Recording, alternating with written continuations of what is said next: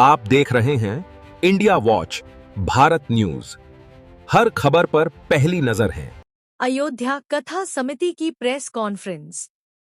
अयोध्या में गुरुवार से ग्रंथराज ज्ञानेश्वरी कथा का शुभारंभ। महाराष्ट्र से उमड़ा श्रद्धालुओं का सैलाब।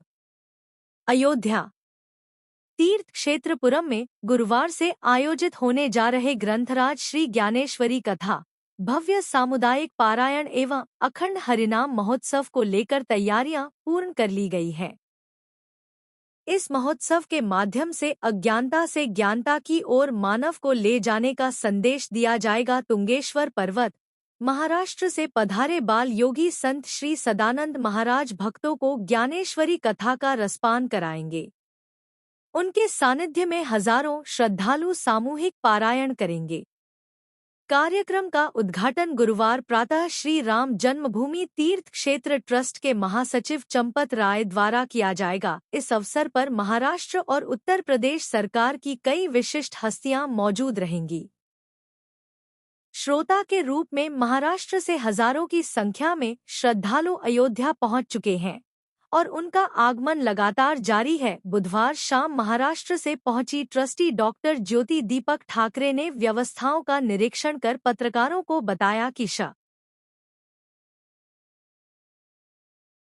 जनों में नहीं, लेकिन हिंदू वर्ष में जितने भी लोग रहते उनको भी समझ में आए, इसीलिए इस ज्ञानेश्वरी का सामुदायिक पारायण यानी कि सामुदायिक वाचन अभी हिंदी में होने जा रहा है अयोध्या में।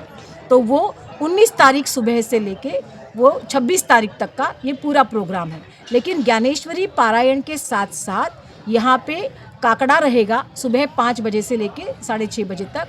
उसके बाद 7 बजे से लेके 12 बजे तक मैंने जैसे बताया आपको ज्ञानेश्वरी का पारायण रहेगा, सामुदायिक वाचन रहेगा, वो हिंदी में रहेगा। उसके बाद 12 बजे से लेके 12:30 बजे तक जो महाराष्ट्र की परंपरा है हरि भजन की, जिसे हरिपाठ कहा जाता है, वो हरिपाठ होगा। नाचते गाते लोग हरि का यहाँ पे चिंतन करेंगे। उसके बाद फिर दोपहर 3 बजे से लेके 5 बजे तक श्री भावार्थ रामायण की कथा का वाचन, मतलब कथा यहाँ पे कही जाएगी। ये कथा कहने के लिए जो कथा जिन्होंने लिखी है, ये भावार्थ रामायण जिन्होंने अपने हाथ से लिखी है, वो हमारे संत श्रेष्ठ नाद ब्रह्म एकनाथ जी महाराज, उनके 14वें वंशज खुद यहाँ पे आए हुए हैं ये कथा हमें बताने हेतु, जिनका नाम है योगी राज जी महाराज। उसके बाद शाम 5 बजे से लेके 6:30 बजे तक यहाँ पे छत्रपति शिवाजी महाराज जी के चरित्र का कथा, ये कथा यहाँ पे होगी। ये कथा हमें बताने जा रहे और हमारे कानों को जो श्रवण सुख मिलेगा वो जिनके मुंह से हम सुनने जा रहे हैं वो है सन्माननीय गोविंद देव गिरि जी महाराज। आप सभी जानते हो वो केवल संत तो है ही, लेकिन उसी के साथ साथ अयोध्या और मथुरा नगरी के कोषाध्यक्ष भी रहे हैं। तो वो हमें ये छत्रपति शिवाजी महाराज जी की कथा का चरित्र कथा जो है वो हमें बताएंगे। उसके बाद में शाम 7 बजे से लेके रात 9 बजे तक महाराष्ट्र की बहुत ही अच्छी परंपरा जो है वह संतों के भजन जो है उसका पूरी तरह का अर्थ सबको पता चले और उस अर्थ के सम्मुख किस तरह से हमने जीवन व्यतीत करना है वो कहने के लिए कीर्तन, जो महाराष्ट्र की परंपरा मैंने बताई, वो कीर्तन रहेगा। इसी के साथ साथ हमारे परम श्रद्धेय सदानंद महाराज जी जो कि बालयोगी है, उनका कहना ये है कि केवल महाराष्ट्र के नहीं, भारतवर्ष में जितने भी संत हैं वो हर एक अलग अलग प्रांत में है, उनके विचारों का आदान प्रदान हो। हमारे यहाँ के संत के बारे में आपको पता चले, आपके संतों के बारे में हमको पता चले, क्योंकि भारतवर्ष की हिंदू संस्कृति की जो महिमा है वो अगाध है। वो केवल एक क्षेत्र में सीमित ना रहे, उसका उच्चारण हो, उसका प्रसार हो, उसका प्रचार हो।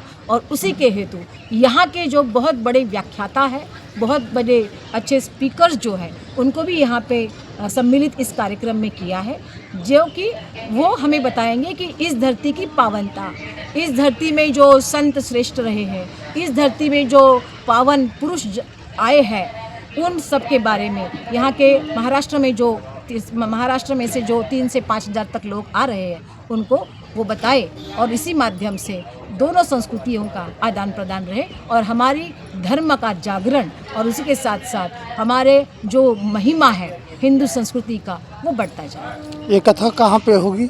यही होगी, इसी पंडाल में होगी।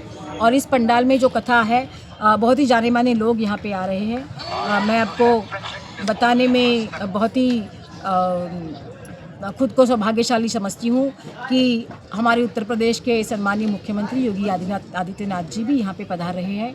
वैसे ही महाराष्ट्र के मुख्यमंत्री सम्मानीय देवेंद्र फडणवीस जी आ रहे हैं, उप मुख्यमंत्री जी भी आ रहे हैं। वैसे ही आपको पता है कि उत्तर प्रदेश में बहुत साल जिन्होंने राज्यपाल के तौर पे काम किया वो महाराष्ट्र के रहने वाले हमारे राम नाईक साहब भी पधार रहे हैं। तो ये तो राजनीतिक क्षेत्र से लोग आ रहे हैं, लेकिन उसी के साथ साथ महाराष्ट्र के बहुत सारे संत और यहाँ के भी बहुत सारे संत इस सम्मेलन में सम्मिलित होने जा रहे हैं। आपका शुभ नाम? मेरा शुभ नाम है डॉक्टर सवज्योति दीपक ठाकरे। ये जो आश्रम संस्था अभी आयोजन कर रही, उस आश्रम संस्था के मैं विश्वस्त हूँ। मेरे साथ बैठे हैं सम्मानीय गुरुनाथ जी भोईर, आश्रम संस्था के अध्यक्ष हैं, और मेरे साथ बैठे हैं जो भास्कर भोईर, ये हमारे आश्रम संस्था के सचिव हैं, और बाकी भी हमारे विश्वस्त हैं, राजेश जी और दिलीप जी।